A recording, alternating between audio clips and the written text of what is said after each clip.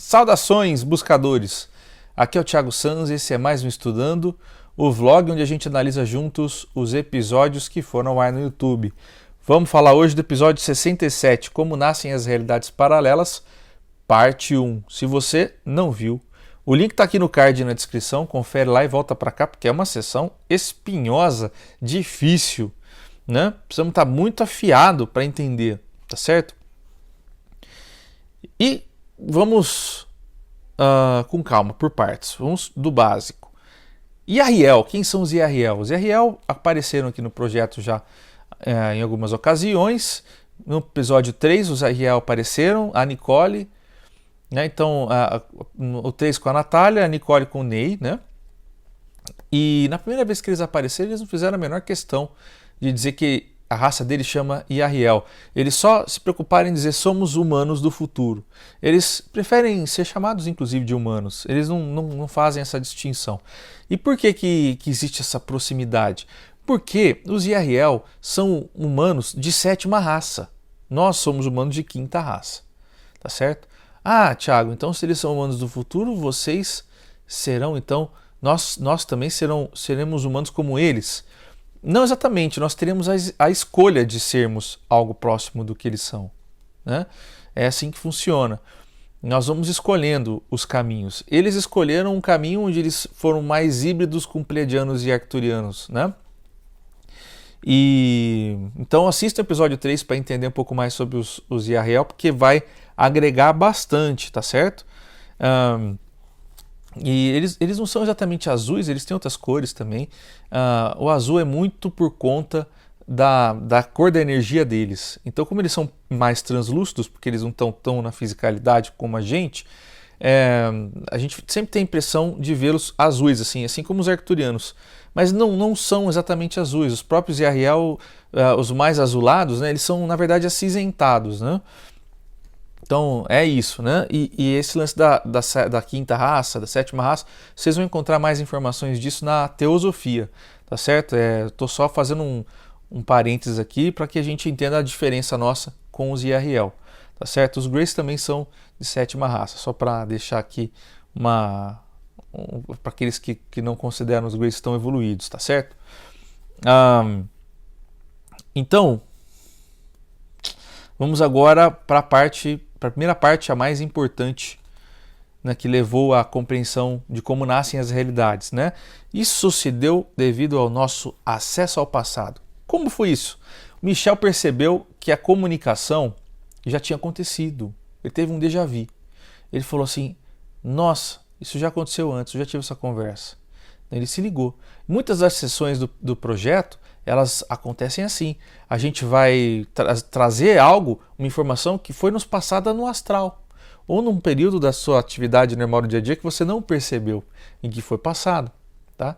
Porque ao contrário do que a gente imagina, a gente não está no astral somente quando se projeta, tá? Depois a gente vai falar mais sobre isso. Mas essas informações foram passadas pro Michel em um outro momento. Então ele percebeu. Ele falou, mas tem mais coisa acontecendo, né? Então como é que foi esse processo? Como é que é esse processo? Esse processo, a Natália passou exatamente por esse mesmo processo na sessão dos IRL também. É uma ferramenta muito utilizada por eles e por muitos arcturianos, pleiadianos também. Como funciona? A Natália chegou a dizer o seguinte, olha, é como uma fita gravada. Parece que eu estou assistindo uma gravação. E aí eles apertam pause. Quando tem alguma dúvida, eles explicam e depois eles dão play de novo e retomam. É isso que é a impressão que dá. E é o jeito mais fácil de explicar para vocês o que é essa visualização específica. Nós já tivemos várias vezes. Inclusive em projeção astral isso acontece com uma frequência absurda. Quando você está em catalepsia recebendo alguma mensagem, é sempre muito assim, tá certo? Porque essas mensagens, quando são passadas para a gente, elas precisam ser milimetricamente medidas e elas são transmitidas e não é em tempo real. O acesso é retransmitido para que não tenha nenhum perigo de sair do lugar aquilo que tem que ser passado, entende? Então, como é que funciona então esse lance? Porque você fala assim, olha, beleza, eu entendi, parece uma fita gravada. Mas como é isso? Como é isso? né? A Natália chegou a explicar o seguinte, olha, uma vez eu falei com meu tio já tinha desencarnado e ele não estava lá, mas tinha um aspecto dele falando comigo. Então como é que era isso? O aspecto dele falando comigo. É como se uma consciência pudesse, no momento específico do espaço-tempo, deixar uma cópia de si com uma mensagem para que seja transmitida para você. Tá certo? É uma mensagem com a exata capacidade que a consciência tinha naquele momento de compreender a si próprio, né? Então, a consciência do tio dela estava passando por um mega tratamento pós-vida, né? Mas ela passou, transmitiu, olha, não, tá tudo bem, fique tranquilo e tal, e aí conseguiu comunicar com a Natália utilizando esta ferramenta. É o mesmo processo, tá certo? E aí eles falaram para o Michel, não, é que nós estamos acessando um vetor. Então como que é isso? Vamos explicar de um outro jeito diferente, mais fácil de compreender? Vou usar Nassim Haramein, é um físico que explica da seguinte maneira essas questões. Tempo é memória. Como assim, Thiago? Vamos entender da seguinte maneira. Nós estamos paradinhos aqui, né? Nós temos essa impressão, mas na verdade o planeta Terra ele está andando a milhões de quilômetros por hora, tá certo? Então, você pega a Terra, o Sol, Via Láctea, está tudo se mexendo, nada está parado, certo? Então, podemos dizer que este momento que eu estou gravando agora, este vídeo, ele é registrado fisicamente no espaço.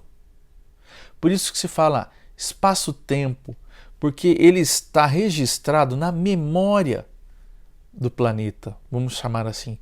Ele é fisicamente registrado. Você conseguiria medir o ponto onde estávamos no espaço no momento em que eu comecei a gravar, por exemplo. Então, é possível você ir até aquele ponto que a Terra já passou por ele, né? E acessar o que era quando a Terra estava lá. Compreende? Eu estou passando para você um dos princípios da astrologia, certo? É o mesmo processo. É a análise dos procedimentos, das tangenciais, das concorrências, de todos os acessos que cruzam e envolvem todos os ângulos dos planetas, da geometria sagrada. Né? São essas análises energéticas dos momentos em que ocorriam coisas conforme elas passavam por pontos específicos no astral. Então, é isso que acontece nesse caso. Eu estou conversando com vocês aqui e há uma parte, então, desse registro, até o momento que eu desligar, vamos dizer assim, eu consigo quantificar o período em que eu fiquei conversando com vocês. Eu consigo no espaço lá olhar e falar assim, a Terra passou, quando eu falei com eles era aqui que ela passou. Então eu tenho um acesso vetorial a esse momento, certo? Porque o tempo é memória. Beleza? Então aqui estou passando para vocês essa compreensão do acesso ao passado. Por que passado? Porque já aconteceu. Se aconteceu, nós temos essa ideia, é passado. Se não aconteceu, é futuro. Né? E nós aprendemos que o futuro são probabilidades, são funções de onda. Né? Então, vamos agora ir na questão da função de onda, já que eu falei disso. Né? A função de onda ela é probabilidade. Então, como é que funciona a função? Imagina que você tem uma partícula. Eu vou simplificar muito, mas é só para a gente entender, senão não dá tempo de explicar tudo. Pensem que a função de onda é o seguinte, você tem uma partícula e você percebe que essa partícula não é só uma partícula, é uma onda, ela é tipo uma infinidade de partículas, porque você não consegue saber o que ela vai fazer. Então ela tem uma probabilidade gigantesca de opções.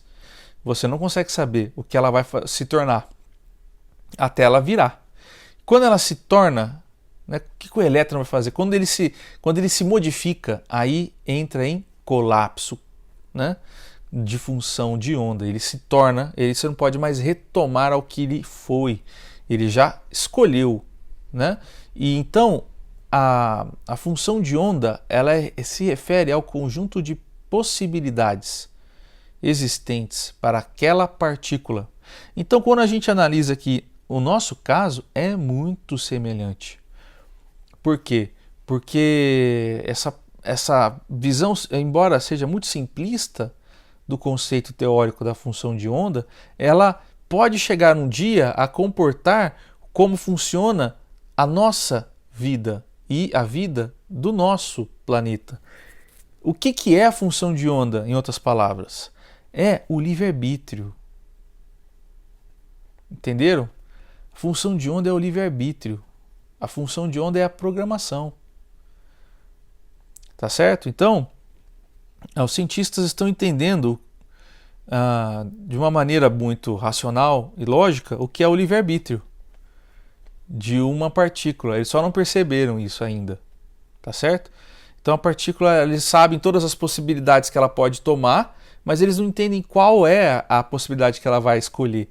E aí ela escolhe, e aí quando ela escolhe a função entra em colapso, porque determinou-se o que é. Estou simplificando muito para a gente poder seguir, tá? Depois a gente pode falar até mais detalhado sobre função de onda. E por que é importante a gente compreender a função de onda? Porque a função de onda ela tem muita ligação com realidades paralelas. E aí, realidade paralela é mais complicado de entender, né?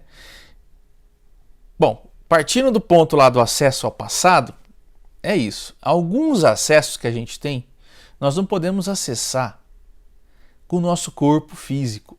Alguns acessos começam a ficar complicados. Então nós precisamos gerar uma outra contraparte de nós para vivenciarmos aquele acesso. Opa! O que isso quer dizer com contraparte? É um fractal, literalmente. Então, algumas linhas concorrentes da realidade paralela só podem ser acessadas por uma outra parte de você. E aí agora, nós vamos entender alguns conceitos. O primeiro, eu vou passar para vocês algumas coisas que nós vivemos, tá? Nós aprendemos, acho que no episódio 35, eu vou deixar aqui no card, que foram os arcturianos que transmitiram a seguinte mensagem: tudo no universo é meio que uma cópia. E que vai se moldando, vai mudando, vai alterando uma coisa ou outra, mas nunca parte do zero. Sempre parte de algo que já deu certo em algum lugar. Lembram disso? Então, as realidades paralelas seguem esse princípio. Então, vamos dizer assim, você viveu uma coisa intensa, porque nossa vivência é intensa em tudo. Nós focamos em uma especificidade, nós vivemos ali, mas nós gostaríamos muito que tivesse acontecido diferente. Então, nossa essência gera uma nova contraparte sua, que vai começar do zero, da iona 1, começar do zero, começar da iona 1, estará programada o seu caminho até a iona 7, e lá ela vivenciará uma personalidade parecida com a sua, muitas vezes, não vou dizer sempre, muitas vezes, e então ela irá ter uma personalidade programada, otimizada para vivenciar então o caminho que você não conseguiu vivenciar aqui. Isso é a realidade paralela, certo? Vocês estão entendendo? E como é que a manifestação disso acontece? A manifestação disso acontece quando há uma confluência das outras consciências que vivem também nessa realidade, ou que desejam viver nessa realidade, que podem fazer essa experiência, mas também querem mudar algumas coisas. Então imagina que você quer mudar uma coisa X e Y, que você quer viver diferente. Aí a outra consciência também quer fazer a mesma coisa, outra quer fazer a mesma coisa e tal. Se todo mundo quiser fazer a mesma coisa o tempo todo, o que vai acontecer? Ninguém vai fazer nada, ninguém vai conseguir. Porque muitas vezes para acontecer tal função na sua vida, a vida da sua mãe e do seu pai tem que ser parecida no ponto que foi na outra realidade. Então o nosso passado, ele se repete nas realidades de uma certa forma, porque é o que deu certo. Lembram? Então aquilo se repete. Mas é preciso mudar uma coisa ou outra, e uma pequena mudança vai fazer uma grande diferença lá na frente.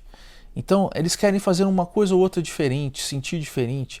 Então nós criamos modelos diferentes, mas muito próximos da Terra em que vivemos. E isso é interessante. Por quê? Porque nas nossas pesquisas em projeções astrais, nós percebemos que as mudanças são muito sutis na Terra. E ainda assim são grandes. É muito complicado. Existem realidades onde o Brasil sumiu. O Brasil desapareceu. Questões de ordem natureza e tal, né? Mas sumiu e nós fomos nos refugiar na Colômbia, por exemplo. E essa realidade é muito interessante porque nós só descobrimos que se tratava da Colômbia muito porque nós olhamos para as igrejas, para as construções e fomos pesquisar e achamos as mesmas construções nessa realidade. E aí a gente entendeu, fala espanhol, olha só a igreja que é na Colômbia isso aqui. Aí a gente entendeu, aí a gente foi verificar e entenderam? Então assim, a gente percebeu que existem outros exemplos que eu posso dar aqui, mesmo onde eu moro. Às vezes eu vou para realidades onde eu percebo que existem ainda coisas que já não existiam mais aqui agora, nesse agora. E ainda estão lá em outras realidades. Elas não foram demolidas, entenderam? Os muros são diferentes, pequenos detalhes são diferentes, mas muitas vezes o contexto é muito parecido. Então é muito confuso, entende? É muito confuso, porque escolhas foram feitas diferentes, linhas tangenciais foram escolhidas, que não são as que nós escolhemos aqui, e isso causa imensas diferenças, tá certo? E isso tem algo muito interessante que também fala sobre isso, sobre você manifestar, porque para você manifestar na 3D, né, só para ficar mais claro, você tem que combinar com todo mundo que também quer vivenciar aquilo, e aí você tem que às vezes abrir mão de algumas de suas programações que será vivida por outros fractais seus, por outras contrapartes suas, porque você tem que levar em consideração o aprendizado do próximo. Porque se você quer ter aquele repeteco, mas de uma maneira diferente, é muito mais fácil fazer nessa realidade do que em outra. Não tenho dúvidas. Você não vai fazer isso enquanto um arcturiano. Você precisa fazer isso novamente enquanto humano, porque aquela celeuma apareceu enquanto você estava humano. Então é muito mais fácil você reproduzi-la humano. Não tenho dúvidas, entendeu? Então é preciso ter uma realidade paralela diferente. E aí nasce a necessidade. A paralela nasce da sua necessidade de experimentação. E ela tem que se juntar a outras necessidades para se manifestar no 3D. E aí, no momento em que ela se manifesta, algumas deixarão de ser necessidades, algumas necessidades suas, que são mais secundárias que outras, deixarão de acontecer para que a necessidade do próximo prevaleça também. Então as mônadas conversam entre si e formam uma realidade em comum, para ser vivenciada experimentada por nós. A mônada, ela gera as determinações e você experiencia. A sua função é experienciar e ela é muito grande. Não pensem vocês que não. Também cocriamos nesse processo, mas a nossa função de cocriação, ela é, digamos assim, pelo menos o sentimento que eu tenho agora, que ela é menor do que a sua função de experimentação, porque essa sim é grande e importante, relevantíssima, certo? E então isso leva a uma outra questão. Existem realidades que a gente já vivenciou que os fenótipos eram iguais. Tiago, o que é fenótipo? É a forma. Eu tinha o mesmo corpo muitas vezes, mas às vezes a Natália não tinha. Mas eu tinha e ela não.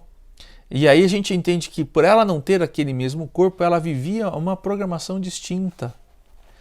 Então vocês entendem que as contrapartes, embora elas peguem uma parte da nossa programação, elas modificam ligeiramente alguns aspectos para potencializar aquilo que será vivenciado diferente. Entenderam? Então é assim que nascem as realidades paralelas da necessidade. E algumas não se manifestam na 3D. e outras se manifestam na 3D. As que não se manifestam, né, vão sendo passadas para outros, até de repente se manifestar, ou de repente não se manifestam, mas não significa que não sejam vividas. Isso é um outro processo mais difícil de explicar, mas queremos falar das que são manifestadas. Então, elas se manifestam, né? E, bom, é isso, né? É isso. Deixa eu ver se tem uma coisa que eu esqueci. Acho que, basicamente, é isso. Nós precisamos uns dos outros para manifestar e abrimos concessões em respeito à necessidade do próximo. Essa é a ideia que eu quero passar para vocês hoje, sobre como nascem as realidades. Beleza? Acho que eu passei o que eu queria hoje. Então, deixem nos comentários as dúvidas que eu respondo, tá ok? Fiquem bem, até semana que vem, povo. Fui, falou.